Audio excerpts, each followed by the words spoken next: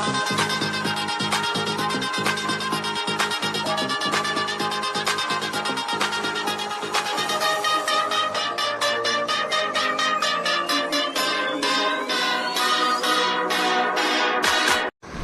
उद्याच्या राईडसाठी आपली गाडी रेडी आहे आणि आता आपण जेरी कॅन्स आणि बाकी सर्व सेटअप लावतो. आपल्यासमोर आहे BMW 100cc फुल मॉडिफाईड.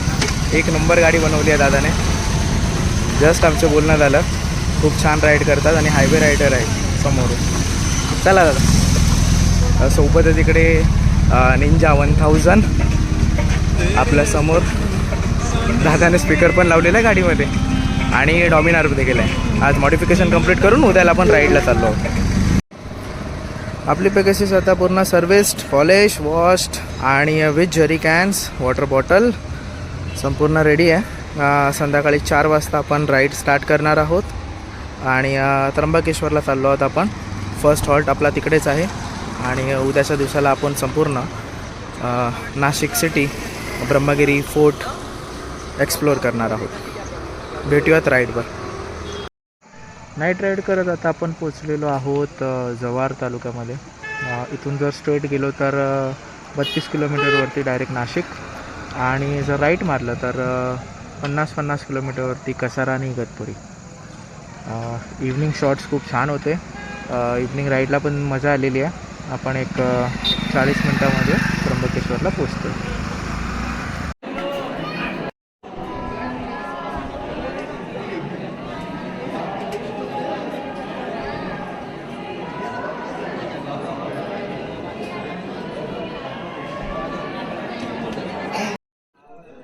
श्री शंभू शंकराचं आत्ताच दर्शन कंप्लीट झालेलं आहे आणि आज किती सुंदर योग भेटलेला आहे की ज्योतिर्लिंगाचं दर्शन झाल्यानंतर समोर चंद्रमाचं दर्शन देखील होतं आहे.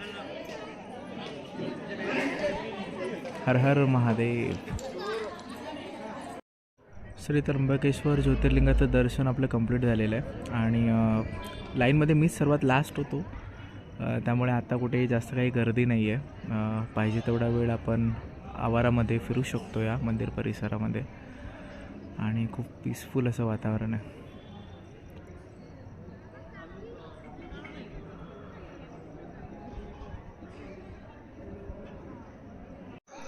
पेगासिसच्या या फोटोसाठी भरपूर वाट बघितली आहे मी. श्रावणी सोमवारापासून खूप वेळा आलेलो आहे पण आज फायनली एवढ्या रात्रीचं मला असा हा ब्लँक स्पॉट भेटलेला आहे आणि पेगासिसचे पिक्स काढत आहे मी. रूम अशा ठिकाणी घ्या की सकाळी उठल्यानंतर मॉर्निंग व्ह्यू हा असा काहीसा असला पाहिजे. Good morning from Trimbakeshwar. समोर आपल्याला दिसते ब्रह्मगिरी पर्वत, जिथे आपल्याला सध्या ट्रेकिंगला जायचं आहे. बाहेर छान अशी धुक्याची चादर पसरलेली आहे आणि आपण आर्टिफिशियल चादर सोडून या धुक्याच्या चादरीमध्ये आता ट्रेकिंगला जाणार आहोत. That's the explorer life. Actually लवकरच स्टार्ट करणार होतो बट मुलूक माझ्यासाठी नवीन असल्याकारणाने म्हटलं थोडंसं उजेड होऊ दे. सो आपल्याला ट्रेकिंग करण्यासाठी थोडं इझी पडेल आणि it's a worth wait. View किती सेक्सी आहे यार.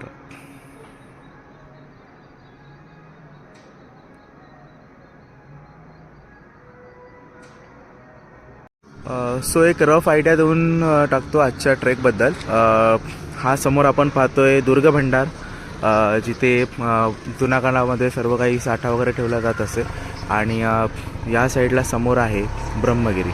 टोटल हाईट ऑफ 402,087 फीट्स आणि आपण ब्रह्मगिरी, त्यावरचं जटा मंदिर, गंगा प्रवेशद्वार, मुख्यद्वार जिथून गोदावरीचा, दक्षिण गोदावरीचा उगम होतो आणि दुर्गा भंडार, हे सर्व आज कव्हरअप करणार आहोत. 4 किलोमीटरचा ट्रेक आहे आणि more than 800 steps but it's normal. Let's start. आपण आहोत कुशावर्त तीर्थराजजवळ. याची आख्यायिका गौतम ऋषींसोबत जोडलेली आहे. गौतम ऋषींना जे गौ हत्येचं पातक लागलं होतं त्यानंतर त्यांनी भगवान शिवशंकराकडे प्रार्थना करून गंगा दक्षिणेत आणण्यासाठी, जी आपल्याला आता सध्या आपण गोदावरी म्हणतो, त्यासाठी विनंती केली होती. आणि तिचं वरून टॉपपासून आगमन होऊन नंतर ती इथे प्रकट होते. सो आता आपण बॅकवर्ड ही स्टोरी ट्रॅक करणार आहोत. वाटेवरतीच आपल्याला श्री बल्लाळेश्वर गणपती मंदिर भेटलेलं आहे. आतमध्ये सुबक अशी गणेशाची मूर्ती आहे आणि प्राचीन बांधकाम आहे. सो गणपती बाप्पाला नमन करून आपण ट्रेकिंगला स्टार्ट करूया. गणपती बाप्पा मोरया.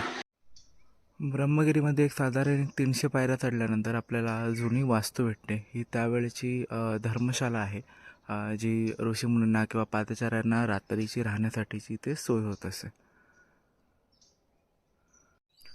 इथली वनसंपदा खूपच प्रसिद्ध आहे, कारण येतानाच मला या वाटेवरतीच खंड्या, चितळ्या, चितर, तांबड्या, पिवळ्या आणि कोतवाल यासारखे पक्षी पण दिसलेले आहेत. खारुताई पण आहे साहजिकच. इकडे साप आणि नाग देखील आढळतात. काही पक्षी मला इथले दिसले देखील आहेत, बट समोरून चालत गेल्यानंतर ते उडत आहेत. सो कॅप्चर नाही करू शकत त्या मुमेंट्स, बट खूपच छान एक्सपिरियन्स आहे हा. इथे वरती आल्यानंतर आपल्याला कातल शिल्पामध्ये गौतम ऋषी आणि अहिल्यादेवीची मूर्ती पाहायला भेटते.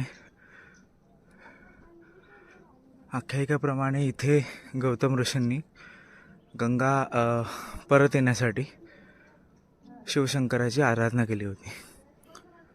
इथे बाजूलाच असलेल्या हरिहर फोर्टप्रमाणेच 1 स्टोन पीस कार्वमध्ये एक दरवाजा आहे आणि इथून ऑलमोस्ट या 75 डिग्री स्टेप्समध्ये कातळ आहे, पायऱ्या. अवघ्या तासाभरात आपण पोचलेलो आहोत दुर्गभंडारच्या टॉपला, ब्रह्मगिरी पर्वताकडे. आणि इथूनच समोर आपल्याला दिसतोय हरिहर किल्ला, जिथून माझ्या ऑफिशियल ट्रेकिंगची सुरुवात झाली होती. आणि सर्व दुर्ग किल्ले. तर आता गुरुजींनी सांगितल्याप्रमाणे आतमध्ये ब्रह्मा विष्णू महेशाची संपूर्ण शिवलिंग आहे आणि हे पुरातन मंदिर आहे. समोर सुंदर असं नंदी स्वरूप आहे आणि ते आपल्याला गोमुख पाहायला भेटतं, जिथून दक्षिण गंगा म्हणजेच गोदावरीचा मूळ उगम होतो. वापस लागलं म्हणून त्यांचं पाप धुण्यासाठी गौतम ऋषींनी इथे एक 66 वर्ष पूजन करून गंगा गोदावरी मागून घेतली. शंकर भगवान गौतम ऋषीला प्रसन्न झाले. इकडं पाठीमागं उंबराचं झाड आहे. उंबराच्या मुळीतून गुप्तरूपात समोर गायीच्या मुखात आले गोदावरी. हे कुंडामध्ये गौतम ऋषींनी स्नान केलं. हे ब्रह्मा विष्णू महेशनी दर्शन दिलं. त्यांचं गो हत्ते पाप नष्ट झालं. तीच गंगा गोदावरी गुप्तरूपात दुसरा पाठ शेजारी गंगाद्वारे ते गंगाद्वारे निघतं. तिडून खाली त्र्यंबकेश्वर कुशवर्त कुंड, नाशिक, पंचवटी, पैठण, नांदेड, आंध्रामध्ये वाज जाते. इथून जसं लहान मुलगं जन्माला येतं तसं गंगा गोदावरीचं जन्म झालं. जशी मोर वाज जली तशी मोठी होत गेली. नाशिक पंचवटी पासून मोठं पात्र होतं म्हणून संत नामदेवांनी वर्धन केलं. दृष्टी पडता ब्रह्मगिरी त्याची नाही यमपुरी म्हणून जन्माला आले. आपण आहोत आता ब्रह्मगिरी पर्वताच्या टॉपला. इकडे समोर आहे जटा मंदिर. इथे ब्रह्मगिरी पर्वताचं उंच शिखर, इकडे मूळ गंगा उगमस्थान आणि या साईडला आहे हरिहर किल्ल्याची बॅक साईड. वरती जटा मंदिर आणि गंगेचं गोमुख पाहिल्यानंतर तिथून जी गंगा लुप्त होते ती आता जिथे नाशिक जिल्ह्यामध्ये गंगाद्वार म्हणून ठिकाण आहे, याच ब्रह्मगिरीच्या पायथ्याशी, तिथे आपण आता चाललेलो आहोत. आपण आहोत आता जटा मंदिरामध्ये. गौतम ऋषींकडून गौहत्येचं पातक जे झालं होतं त्यामधून गोदावरी ब्रह्मगिरीवर आणली गेली होती. पण संपूर्ण जनकल्याणासाठी गौतम ऋषींनी नंतर ती पृथ्वी तलावर कायमची राहू दे यासाठी शंकराकडे मागणं घातलं होतं, रिक्वेस्ट केली होती. तर भगवान शंकराने तांडव करून ह्या जटा मंदिरापासून गोदावरी म्हणजेच तिकडची दक्षिण गंगा ही इथे प्रकट केली होती. समोर आपल्याला प्रभू शिवशंकराचे गुडघ्यांचे निशाण दिसतात आणि तिथून त्यांनी जटा ओपन करून इथे मार्क्स त्याचे ठेवले होते. इथून पूर्ण गंगा जी आहे दक्षिण गंगा गोदावरी याचं प्राकृतिकपणे उगम होतं आहे. So this is the geological condition जिथे गोदावरीचं उगमस्थान होतं. हे ब्रह्मगिरी पर्वत आहे. याच्या मागे जटा मंदिर आहे आणि म्हणजे डोंगराच्या त्या पल्ल्यात जटा मंदिर आहे आणि गंगेचं गोमुख आहे गोदावरीचं. त्यानंतर तिथून कुंडातून ते विलुप्त होऊन ह्या घळीद्वारे जो हा नॅचरल ब्रिज आहे दुर्गभंडारचा, त्या घळीद्वारे हे पाणी इथून खाली येतं आणि ते गंगाद्वार आहे, म्हणजे ते डोंगराच्या त्या साईडून या बाजूला येतं आणि इथून नंतर पूर्ण प्रवाहित होऊन ते खाली गोदावरी नदीचे पात्र बनून कुशावर्त तीर्थमध्ये जातं आणि त्र्यंबकेश्वरमधून नंतर गोदावरी नदी प्रवाहित होते. आणि आता आपला गोदावरी नदीचा ट्रॅव्हर्स म्हणजे जटा मंदिर, गंगा गोमुख, नंतर गंगाद्वार, इथून रामकुंड, सीताकुंड आणि आता इथे कुशावर्त तीर्थ, इथे हा कंप्लीट झालेला आहे. इथून गोदावरी नदीची मुख्य सुरुवात होते संपूर्ण नाशिक जिल्ह्यामध्ये. हर हर महादेव. आपण पोचलेलो आहोत रामकुंडापाशी. प्राचीन गंगा गोदावरीचा उगम आणि त्याचे मंदिर आणि इतर बाकीचे सर्व मंदिर देखील इथेच आहेत. आपण इथे एक्सप्लोअर करूया. तर आपण आहोत प्रसिद्ध गोरेराम मंदिरामध्ये. प्रभू रामचंद्रांची आणि सीतामातेची स्टोरी ट्रॅक करत असताना आपण पोचलेलो आहोत पंचवटीला, जिथे आपल्याला सर्वप्रथम पाहायला मिळतात 5 वडाची झाडं जी त्या प्राचीन काळापासूनची आहेत. सोबतच काही चिंचेची आणि पिंपळाची झाडे देखील आहेत आणि इथे समोर आहे सीता गुफा. आपण आतमध्ये दर्शन करून आलेलो आहे.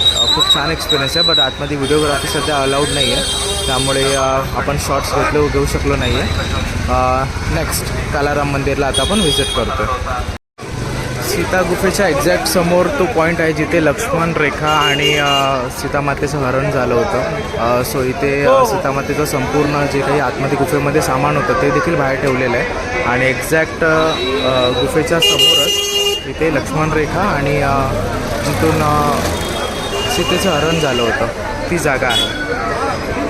तर आपलं कालाराम मंदिरातलं दर्शन देखील कंप्लीट झालेलं आहे. प्रभू रामचंद्र, सीतामाई आणि लक्ष्मण शिवाय हनुमान यांची तिघांची सुंदर आणि सुरेख अशी काळ्या पाषाणातली मूर्ती आहे आतमध्ये. प्राचीन स्थापत्यकलेचा नमुना इथे पाहायला भेटतो. चारी बाजूला बसण्याची आणि राहण्याची सोय, शिवाय मंदिराच्या समोरच हनुमान सभामंडप जिथे विविध प्रकारचे कार्यक्रम होत असतात आणि इथे ॲज युज्युअल मंदिराच्या प्रथेप्रमाणे, प्राचीन प्रथेप्रमाणे एंट्री, त्यानंतर मेन सभामंडप आणि मुख्य मंदिराचा कळस. अतिशय सुंदर आणि रेखीव असं ब्लॅक स्टोनमधलं काळ्या पाषाणातलं हे मंदिर आहे.